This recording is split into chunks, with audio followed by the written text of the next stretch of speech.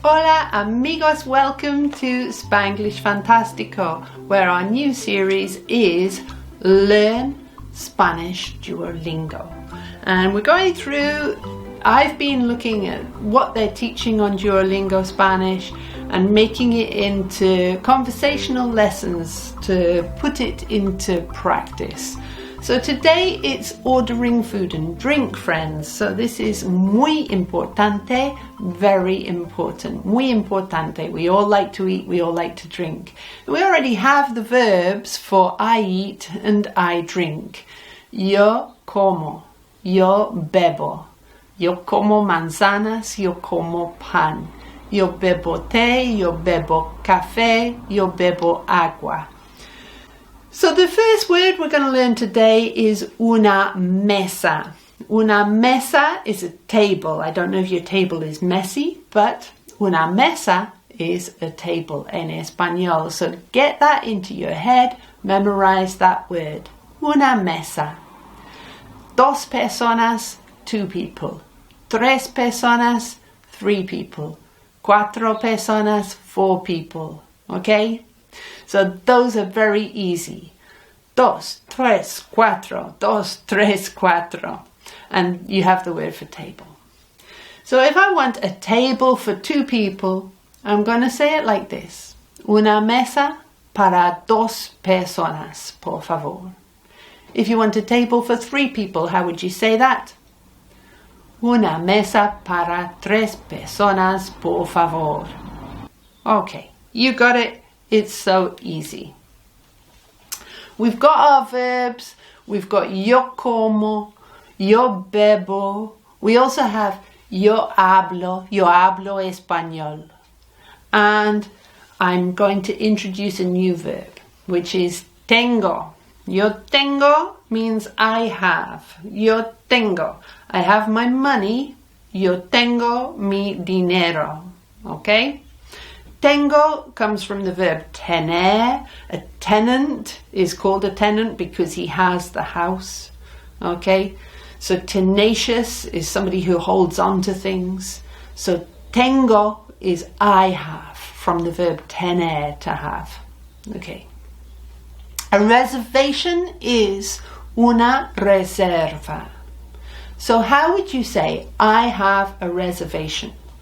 Well, yo tengo una reserva. Yo tengo una reserva. I have a reservation.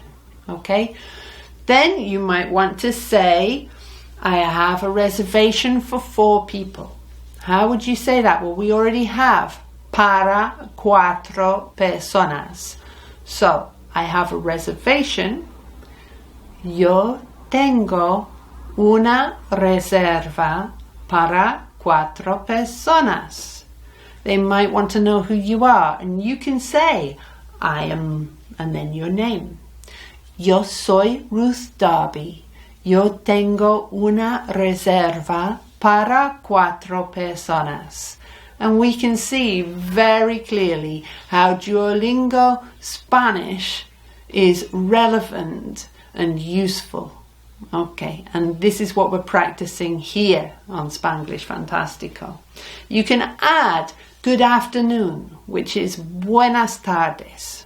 Okay, so then you can say, good afternoon, I am, and give your name, and I have a reservation for two people. Okay.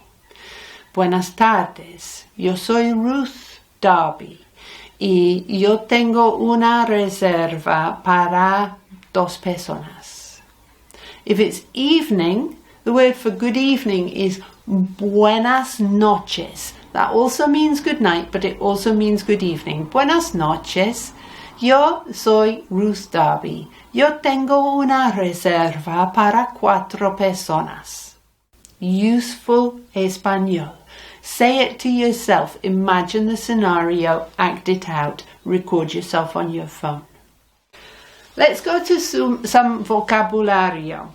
We have comida. Comida is food, okay? Comestibles of food. So comida in español. Come eat. Comida. Comida is food. We have some masculine nouns. El pescado is the fish. So pescatarian, it's pescado. El pescado. We have el queso. A quesadilla is a cheesy, pancakey thing, right? So quesadilla, queso. Queso is cheese. Never ever pronounce the QU in Spanish as a qu. It is in English sometimes, but in English sometimes it's also a k, like antique or quayside. Well, it's always a k in Espanol. It's nice that Spanish pronunciation and spelling is so predictable. So el queso is the cheese, okay? El pescado, el queso. The next masculine noun is very easy, el tomate, the tomato. And the sandwich, el sandwich. So we really only need to learn el pescado y el queso. And they're easy anyway. Feminine nouns, we have la carne. So carnal is about the flesh. Chili con carne is chili with meat. We already know this word. Carne. La carne is meat. La ensalada. Okay, we've got salad right in the middle of there. So ensalada is a salad. La ensalada is the salad. And hamburguesa. The only thing to remember is you don't say the H. La hamburguesa. Okay? Some food vocabulary. If you want to say a cheese sandwich, you don't just say queso sandwich. You say a sandwich of cheese. And it sounds like this in Espanol. We use the little word de to mean of. So, un sándwich de queso. If you want to say a cheese and tomato sandwich, we use the little word and, which is y. Un sándwich de queso y tomate. We have some verbs already. Yo bebo, I drink. Yo como, I eat. We have yo hablo, I speak. And yo tengo, I have. And now we're going to have another yo form verb. It is quiero. Remember, it's a QU, it's a K sound. Quiero. So, if I want to say, I want a cheese sandwich, how would I say that? Yo quiero un sándwich de queso. Okay, you got it? Quiero, quiero. I think you've got it. The question is, do you think yo quiero sounds rude? My mum always used to say, I want never gets, so I want sounds rude to me. So I could say, yo quisiera, and that's like, I would like. Yo quisiera un sándwich de queso. It's a different kind of structure. It's not a present tense anymore, so it's not ending in O anymore. Yo quisiera un sándwich de queso y un café. But really, in Espanol, then that might be a bit too much. And yo quiero isn't really rude in Espanol. So it's perfectly acceptable to say yo quiero un sándwich de queso, if that's what you want. Add por favor on the end too, if you want. Let me introduce two new words. Con means with. So we have chili con carne, chili with meat. Con means with. And sin means without. In French it's sans, but sin in Espanol.